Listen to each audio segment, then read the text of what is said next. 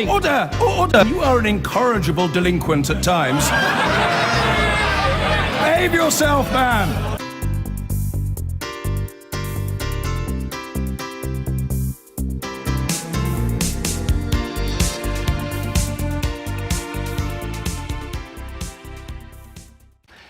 From British to American politics. It's been such a tumultuous year in American politics, you might have overlooked the momentous point that appears to have just occurred, which is the fact that for the first time, one of the two main parties there appears to have more or less now settled on a woman as its presidential candidate. Hillary Clinton has certainly made history. Now her fight is to be back in the White House, not as First Lady, but as first female president. We are on the brink of a historic, unprecedented moment. But we still have work to do, don't we? Well, one of the striking features of the Democratic presidential race is that Hillary has not found she automatically gets backing from women voters, and particularly the younger ones, in fact, have been charmed by Bernie Sanders. Is this now the moment for women to shed any political misgivings about Hillary and to rejoice? Well, I'm joined by musician and activist Tennessee Thomas and the Guardian US columnist and former executive editor of the New York Times, Jill Abramson. Jill Abramson, you are a supporter of Hillary. Do you have any reservations? Do you think this is just the time to basically celebrate for women, to celebrate her elevation to this place? You know, I do think it's a moment to celebrate. It's almost eerie that it was exactly to the date, in 2008 when she made her famous concession speech when she talked about having made 18 million cracks in the hardest glass ceiling of all. And now today, these years later, she, as you pointed out, it will be the first woman nominee of a major U.S. party. So, you know, that is history making, but I think you're absolutely right that for someone who's more my generation, that is far more meaningful than to a lot of younger women. Can I just ask you, though, Jill, can I just ask you, are you supporting her because you like her politics and she happens to be a woman and you're glad for that? Or are you basically excited and supporting her because she is a woman? This is a feminist thing. This is a gender thing. Right. No, it's not the latter. It's not a gender thing. I think she's very well qualified to be president, and that most of the time she has good judgment and she has the experience to do the job. And, you know, what we're not mentioning is compared to whom. Well, and that, I think that's that Donald Trump is getting the attention of younger women. And he's right actually even stolen the show from historic epoch-making selection of Hillary, because obviously he's this big story of the year. He led the news today. Yeah. Let me put all of this to Tennessee, because Tennessee, you're not so thrilled by Hillary Clinton. Why is that? Well, it's about a lot of things, and my generation have been activated.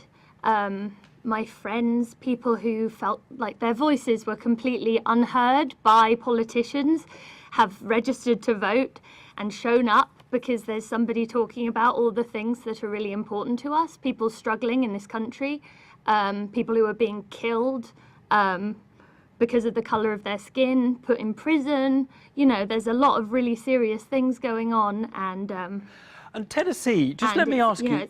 Let me just ask you this: when you hear some women say you should be supporting Hillary Clinton as it's a sisterhood thing, does that make you more inclined to? How does that play, that argument?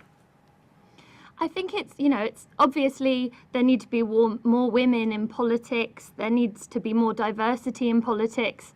But, the politics should come first, not the gender. And I want, Nina Turner or Elizabeth Warren to be the first president of this country, not Hillary Clinton. And just one quick other one for you, Tennessee, before I open up a bit more. You are going to vote for Hillary rather than Donald Trump, I'm guessing, correct? So you will rally round. Yes, of course, of course. Just for women's reproductive rights issues alone, we have to vote for as many Democrats as we can. It's a crazy time right now in this country. So now, look, let me Yeah, just ask, really in terms of the kind of the relationship of women to American politics, Jill Abramson. One of the criticisms of Hillary Clinton is that she sometimes talks the talk of feminism and women's rights, but neoliberal politics, her, if you like, somewhat conservative stance in the Democrat spectrum, she's actually not the best person for women. Is that fair? I don't think that's fair. I mean, I think on many issues, like foreign policy, she's more of a hawk than the progressive wing of the Democratic Party. So she's out of step, and her vote on the Iraq War is one of the things that is really disturbing to younger progressive voters. But on women's issues, I think her record is almost flawless. She has been, fighting for reproductive rights for her whole life, practically. She's worked very hard for better child care laws. She wants to raise the minimum wage, which would be very meaningful to women service workers. Does that hold much weight? Tennessee, does that hold much weight with you? Do you buy that? Do you accept that? Or do you think of her as not being great for women?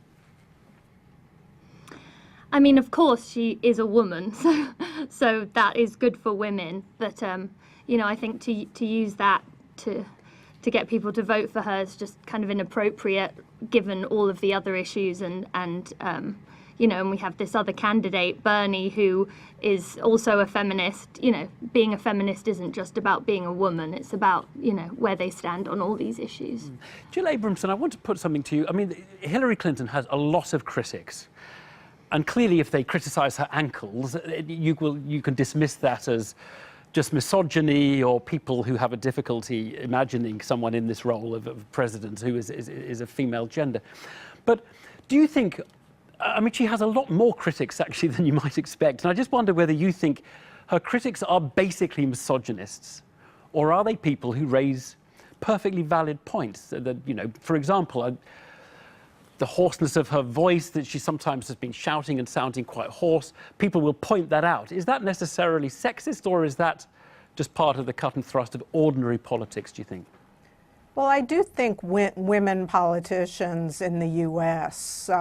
Get scrutinized to the most minute details on what I'd call stylistic issues. But I don't actually think those are the most important criticisms of her. I think there are certainly legitimate criticisms of her. I mean, she is very slow to apologize for making mistakes. I think when she left the State Department, it was a mistake to sign up with a very well-known speakers bureau and charge millions of dollars for her speeches, and that it's a mistake for her not to reveal what the text of those speeches were. So, and the criticisms of the Clinton Foundation, some of those.